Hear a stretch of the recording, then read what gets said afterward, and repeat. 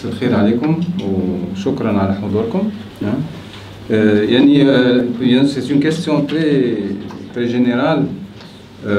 mais en fait ce qu'on peut dire c'est que si ce mouvement a eu lieu et avec cette ampleur, c'est qu'il s'était passé des choses avant, même si ces choses n'étaient pas très connues, même si ces choses n'apparaissaient pas forcément dans les médias,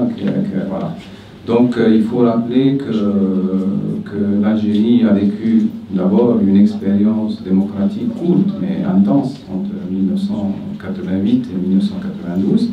et que cette expérience, on lui doit un certain nombre d'acquis qui n'ont pas complètement disparu et qui aujourd'hui servent en tout cas à un certain nombre de gens à être d'une certaine façon dans ce mouvement-là.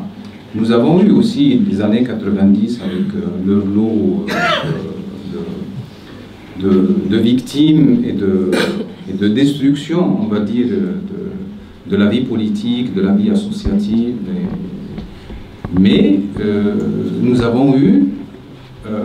une régénération des mouvements sociaux de contestation à partir du début des années 2000. Alors vous vous souvenez sans doute tous de tous ces mouvements de contestation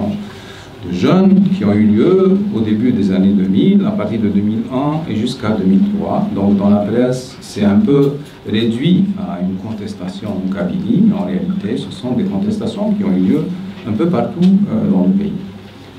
Les années 2000 ont été aussi une période de renforcement des petits noyaux de syndicats autonomes, parce que ces années-là ont été les années on va dire, de caporalisation totale de l'UGTA, et du coup, cela a produit un mouvement syndical autonome qui était minoritaire depuis le reste, de mon point de vue, mais c'est pendant les années 2000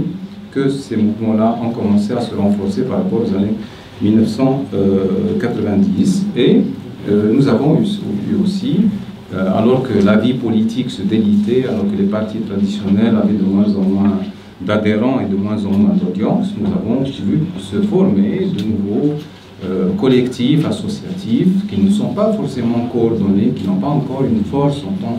que réseau d'associations, mais qui existent un peu partout dans le pays, et donc l'objet n'est pas toujours politique, donc l'objet est souvent social, environnemental, culturel, mais qui aujourd'hui joue un rôle dans l'organisation et dans l'animation, disons, de ce mouvement.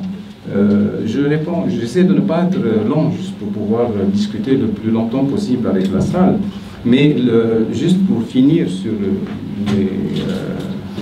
les raisons, on va dire, qui ont fait que ce mouvement a pu avoir lieu, c'est que d'abord le 5e mandat n'était pas le 5e mandat. Le 5e mandat était l'emblème en fait de tout un système. Il était le symbole d'une façon de diriger le pays, d'une façon de dominer la vie politique, de l'organiser,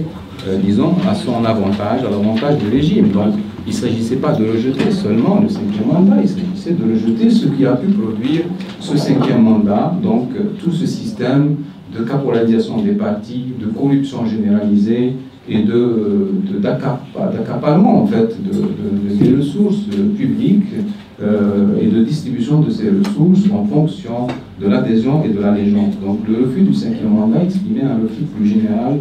de cette façon de gouverner le pays, de cette façon de disposer de ces ressources, et c'est pour cela que ce mouvement ne s'est pas arrêté avec, disons, le départ du président Bouteflika.